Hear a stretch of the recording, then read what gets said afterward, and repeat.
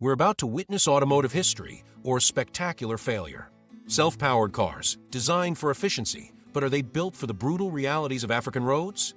We're not just testing a concept, we're putting a potential revolution through a real-world gauntlet to see if this incredible technology can withstand the ultimate durability challenge. Will they triumph or crumble? The convoy begins its journey at sunrise, dust curling in the cold morning air of a small Kenyan town where tarmac quickly gives way to the raw reality of gravel and earth.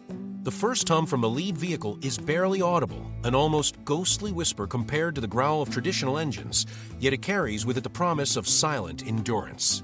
Drivers check their navigation, though the road ahead is less about maps and more about instinct, reacting to every rut and washout as it comes. This is not a carefully controlled test track. This is Africa's open invitation to mechanical survival, and not every machine will accept.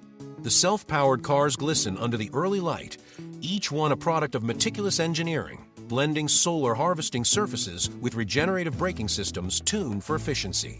There's a skepticism in the air from the local onlookers, many of whom have seen foreign technology arrive with fanfare and leave in silence after failing to adapt to local conditions. One of the engineers, wiping his brow even in the cool dawn, mutters that if they can make it here, they can make it anywhere. The first stretch is deceptively easy, flat and firm, lulling the drivers into a rhythm that will soon be shattered by the chaos of unmaintained roads.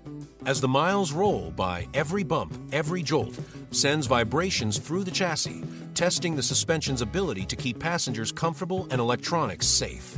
Energy harvesting kicks in from the vehicle's kinetic systems, each braking moment reclaimed and stored in ultra-efficient solid-state batteries. In the rear seat of one vehicle, a laptop streams live telemetry, energy usage, suspension stress, internal temperature, every parameter telling a silent story. By midday, the heat is relentless, punishing not just the drivers but also the solar arrays on the cars, which must maintain efficiency despite the blistering sun. The vehicles are equipped with adaptive cooling for their panels, a technology designed to counter the exact kind of extreme environments Africa provides in abundance. A sudden incline appears ahead, the kind of rocky ascent that demands both traction and sustained power output, a combination where conventional EVs often falter. The lead car climbs steadily, its onboard energy system feeding off both stored reserves and the solar input hitting the wide roof panels. No one says it aloud, but the tension is there. This is the kind of hill that has ended more than one field test for other vehicles.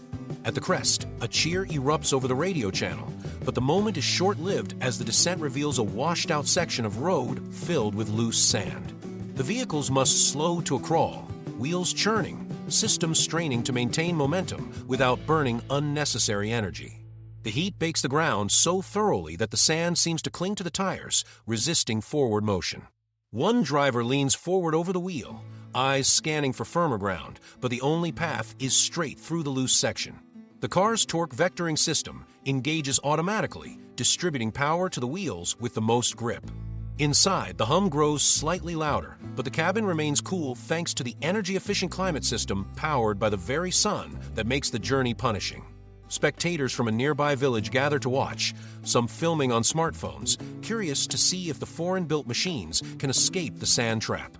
Slowly, almost reluctantly, the lead vehicle claws its way forward, its progress measured in inches at first before momentum builds. One by one, the other cars follow, their tires cutting deep lines into the sand before finding harder soil again. The relief among the crew is visible, but everyone knows the day's challenges have barely begun. The road shifts from sand to jag rocks, a transition that replaces traction issues with a relentless battering on the suspension systems. Each impact is a test, not only of the suspension's durability, but also of the battery mounts and wiring, all of which must endure constant vibration. An engineer's voice crackles over the comms, reporting that the data shows no significant power lost despite the rough conditions. The rocky pass opens into a plateau where the wind is fierce, rattling door panels and tugging at the car's aerodynamic designs. While the wind is a challenge for stability, it also offers an opportunity. The vehicle's micro-wind harvesting systems can capture small amounts of extra energy in motion. Drivers exchange quick updates, noting how much energy is being recovered even while fighting to keep the cars stable. By late afternoon, the temperature begins to drop, but the terrain worsens again as the road descends into a network of deep potholes half filled with muddy water. Splash after splash coats the vehicles, testing not just the waterproofing of their critical systems, but also their ability to maintain traction in unpredictable surfaces. One driver jokes that this section is more suited to amphibious vehicles than to high-tech prototypes. The laughter is brief. A sharp jolt from a hidden rock sends one car tilting precariously before the driver regains control. Telemetry shows a spike in suspension compression force, but the system's smart dampers adjust within milliseconds to prevent structural stress. The convoy pulls into a small rural outpost as evening approaches, where locals gather around, asking questions about how the cars work without fuel. Engineers explain in simple terms using analogies like how a bicycle dynamo powers a light, only far more advanced, to describe energy recovery. Children touch the smooth solar surfaces, surprised to feel warmth from the day's sun still radiating.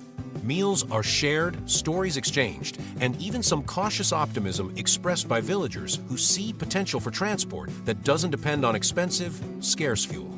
As night falls, the vehicles are lined up in a circle, their onboard systems still harvesting energy from residual thermal differentials between warm panels and cool night air. The stars blaze overhead, and the hum of the vehicle's systems blends with the chorus of insects in the surrounding fields. Tomorrow, the journey will continue deeper into territory where there are no mapped roads at all, only tracks worn by decades of foot traffic and occasional trucks. Dawn breaks with a thin mist rising from the damp earth, softening the outlines of the vehicles until the first rays of sun burn through. Engines, or rather systems, come alive in near silence, their startup sequence little more than a whisper compared to the diesel rattle that normally marks morning in the countryside. The team moves quickly, checking tire pressures, cleaning solar panels, and reviewing overnight energy gain from ambient recovery systems. Despite the quiet, there is a hum of anticipation, because today's route will take the convoy into uncharted tracks with no service or support for at least 150 kilometers. The lead driver takes point, steering onto a path barely wide enough for the car, grass brushing against the sides. Bird calls echo through the morning air, occasionally drowned out by the crunch of gravel under reinforced tires. The road, if it can be called that, twists and bends with the landscape, winding between termite mounds and clusters of acacia trees. A sudden herd of goats spills across the path, scattering as the convoy slows, the drivers exchanging smiles at the unexpected traffic. The terrain soon begins to rise, the incline forcing the energy management systems to balance between pulling from stored reserves and capturing energy on minor descents. The solar output is high in the clear morning light, but the path is shaded in stretches, making the vehicle's energy prediction algorithms work constantly. A voice over comms reports that the adaptive regeneration is functioning perfectly, allowing the convoy to climb without dipping dangerously into battery reserves. By mid-morning, the first major challenge appears, a narrow bridge of old planks crossing a deep gully. The engineers exit to assess, testing the boards underfoot, listening for creaks or weakness. The weight of the vehicles is light for their size due to composite materials, but still substantial enough to demand caution. One car at a time edges forward, the sound of the planks groaning beneath the wheels echoing off the gully walls. Once across, the relief is clear, but so is the realization that the bridge will not survive much longer. Perhaps their crossing was its last. Beyond the bridge, the track becomes little more than rutted clay, hardened in some places and softened to mud in others by recent rains. Mud clings to the treads, increasing rolling resistance and forcing the motors to work harder. The torque control adjusts automatically, sending more power to the cleaner wheels and preventing energy waste. In the distance, a cluster of huts marks a small farming community where curious children run out to watch the strange cars glide into view. Questions come quickly. How do they move without petrol? Where does the power come from? Can they work at night? Demonstrations are given, hands-on interactions allowed, and laughter breaks the morning air when one boy realizes the roof is warm from solar capture. Gifts of fresh fruit are exchanged for the chance to ride along the next few kilometers, the children wide-eyed, as the car hums along with no shifting gears or engine noise. Leaving the village, the track narrows further, the cars now brushing against bushes and tall grass, their scratch-resistant coating tested by thorns. A distant rumble signals an approaching storm, dark clouds forming on the horizon. The first drops fall, dotting the dusty windshields before quickly turning into sheets of rain. Visibility drops, and the track becomes slick, demanding careful throttle control and constant steering corrections. Water sprays up from the wheels, coating the undercarriage, but the sealed components are designed to withstand even temporary submersion. A sudden patch of standing water forces the lead car to slow, probe the depth, and then edge forward cautiously. The vehicles emerge, water streaming off their sides, energy systems unaffected thanks to redundant waterproofing layers. By late afternoon, the storm passes, leaving behind a cooler air and the rich scent of wet earth. Solar capture resumes at reduced efficiency due to cloud cover, but kinetic recovery from frequent braking on slippery descents makes up the difference. The convoy crests a ridge to reveal a sprawling valley ahead, dotted with herds of cattle and distant smoke from cooking fires. They descend carefully, braking just enough to keep speed in check while feeding energy back into storage. The convoy moves into the valley, the road fading into faint twin tracks worn by decades of carts and occasional trucks. The grass between the tracks brushes the undersides of the vehicles, and the occasional stone strikes the reinforced belly plates. A small river snakes through the valley, its banks steep but not impassable. The drivers slow, scanning for the shallowest crossing point where the current will not threaten stability. One by one, the vehicles enter the water, the flow pushing lightly against their sides while wheels grip the stony bottom. Sensors monitor wheel slip, adjusting torque instantly to maintain a straight path. Water splashes high on the doors, but the seals hold firm, keeping the cabins dry. Emerging on the far bank, the vehicles shake off excess water, as if waking from a swim. The track climbs gently now, winding between clusters of low hills. The sun emerges again, its heat returning with intensity, but the vehicles thrive in this light, panels drinking in every watt of energy. Inside, the drivers are quiet, focused, the monotony of the landscape broken only by the occasional bird or stray goat. By midday, the heat shimmers off the road ahead, distorting the horizon. An engineer radios that battery reserves are above projection, a small victory that means they can push further before the next planned stop. The next obstacle appears in the form of a long, steep climb on loose gravel. The vehicles fan out slightly, giving each other room in case one loses traction. Electric torque surges smoothly, no gear changes to brake momentum, and the lead car crests the hill without pause. Others follow, each climb a silent statement that the system works under sustained load. At the top, a wide view opens. The road drops into a region of red earth and scattered baobab trees, the afternoon sun painting everything in deep color. Descending requires restraint, as energy recovery must balance with safe braking on the loose surface. At the base, they encounter the first sign of mechanical trouble, a suspension warning light on the second car. The convoy stops, tools come out, and the undercarriage is inspected in the shade of a baobab. A minor hydraulic adjustment resolves the issue, and the system is reset, losing only 30 minutes. The stop draws villagers from nearby fields, curious to see what kind of vehicle needs no fuel and can run in near silence. A small demonstration of the energy recovery system impresses them, especially when shown that the car can power a set of LED lights and a small pump for water. Leaving the village, the convoy enters terrain more suited to four-legged animals than to cars. Deep ruts from old truck paths twist the suspension to its limits. The adaptive dampers shift constantly, keeping the ride stable despite the uneven ground. Dust rises thick in the dry patches, coating windshields and panels, reducing solar intake until wipers clear it away. The horizon darkens again, not from weather this time, but from the shadow of a high escarpment ahead. The road will climb it, a slow, grinding ascent that tests patience as much as technology. The gradient increases until the motors are at peak torque, energy draw rising sharply. Cooling systems kick in, ensuring that neither battery nor drive units overheat under the strain. At the summit, the view is spectacular, miles of African savanna stretching into the distance, dotted with wildlife trails and winding rivers. The descent is slow, energy pouring back into the batteries as the regenerative braking captures every possible watt. By evening, the convoy reaches a small outpost, little more than a few buildings and a fuel station, the irony of which is not lost. On the team, instead of filling tanks, they clean panels, check tire treads, and download the day's performance data. Numbers are promising. Energy efficiency remains within 3% of laboratory projections despite the punishing terrain. That night, under a sky dense with stars, the team discusses the potential: rural ambulances, delivery vehicles, and school transport that never need fuel. The hum of the systems becomes part of the night's soundtrack, a gentle reminder of the constant flow of captured energy. Tomorrow will bring the most extreme challenge yet: a road carved into the side of a mountain, half washed away by years of rain.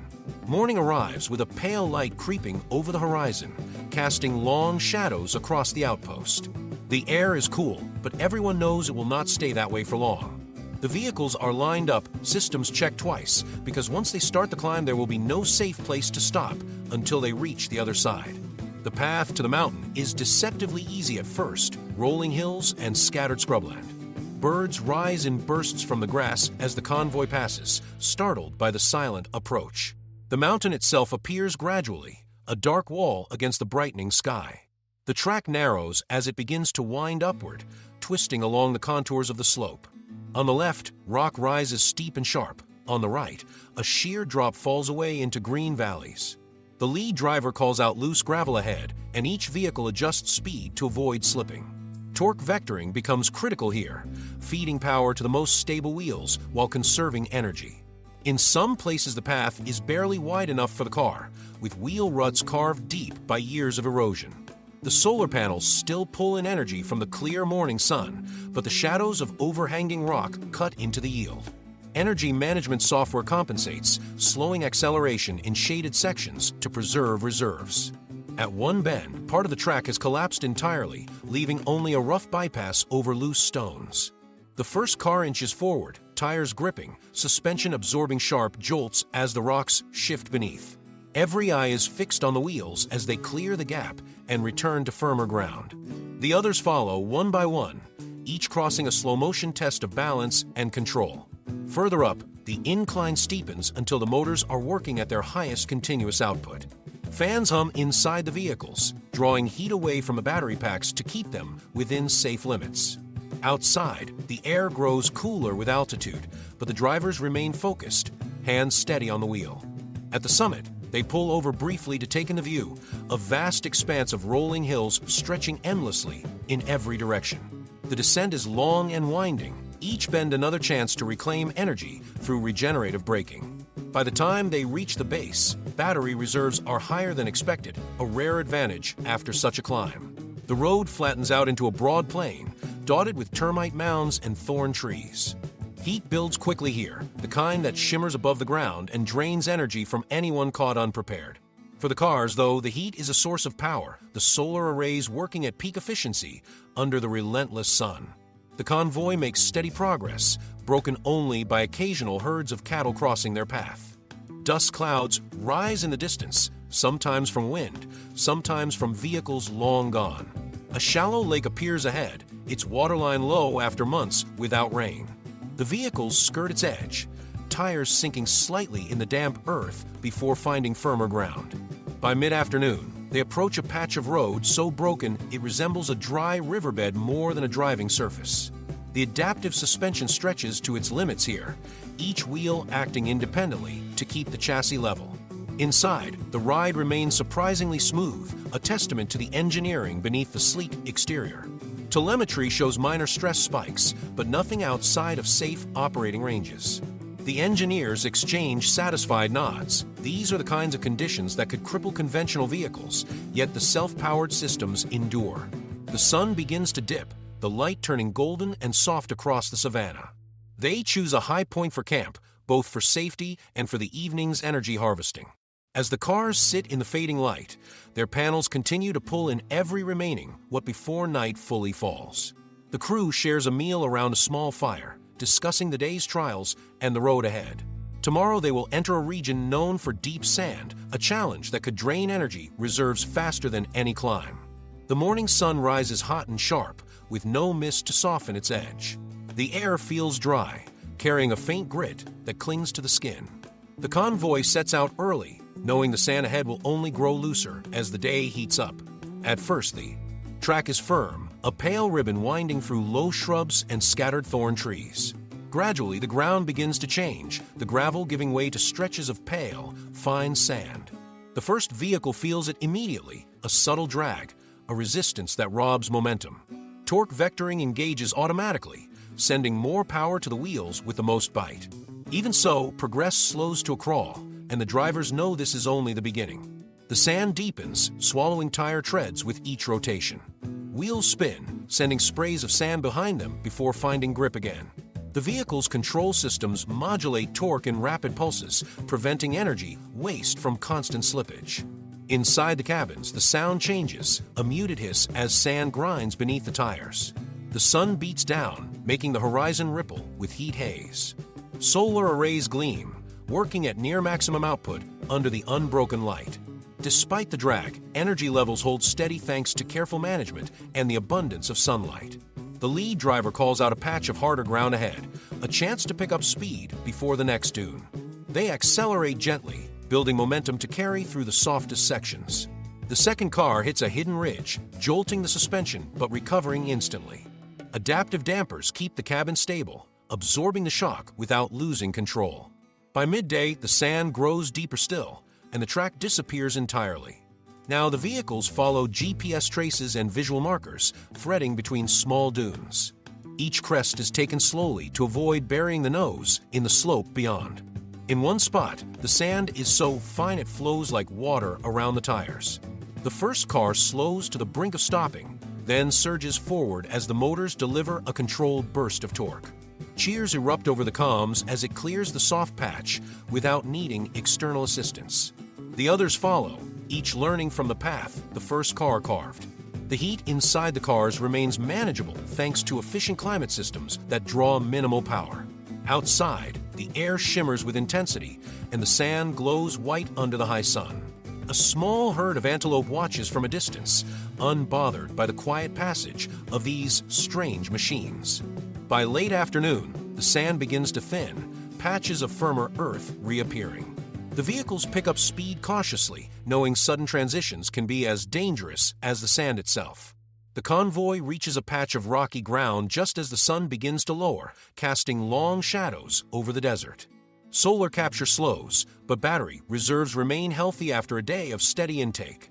The team decides to camp early, using the remaining light to clean panels and inspect undercarriages for sand buildup. Fine grit is brushed from every surface, ensuring nothing will interfere with cooling systems or moving parts. As darkness falls, the temperature drops sharply, and the stars emerge one by one. The vehicles continue to harvest residual heat energy from the day's sun, storing it in specialized thermal cells. Tomorrow's route will lead them toward a river crossing and into dense forest beyond, a completely different challenge for both machine and crew. We are standing on the edge of an automotive revolution. This is not just another electric vehicle launch. This is a direct challenge to everything we thought we knew about transportation. Maxwell Chikumbutso's self-powered car is here, and the world's biggest automakers are watching closely. It doesn't rely on charging stations. It doesn't need fossil fuels. It doesn't even require the grid. This is energy independence on four wheels, and that means the stakes couldn't be higher. If this works at scale, oil economies could collapse. Charging networks could become obsolete overnight, and the race for dominance in clean transportation would be reset entirely. Elon must build an empire on the promise of a battery-powered future. But this skips the battery bottleneck entirely. It skips the range anxiety. It skips the infrastructure limitations. It's the technological equivalent of skipping the smartphone and jumping straight to brain-to-brain communication. And that's why this moment is so tense. Because in the next few minutes, we'll see if Maxwell's bold claims hold up under the most brutal, real-world conditions. If this test succeeds, it's not just a win for Zimbabwe. It's a win for Africa. It's a win for anyone who's ever been left out of the global innovation race.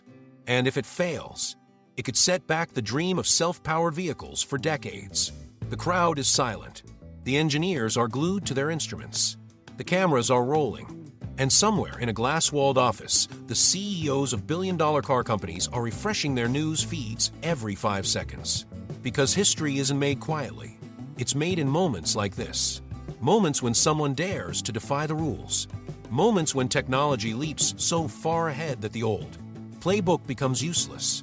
We are about to witness one of those moments. The driver looks ahead. Maxwell gives the signal. And the car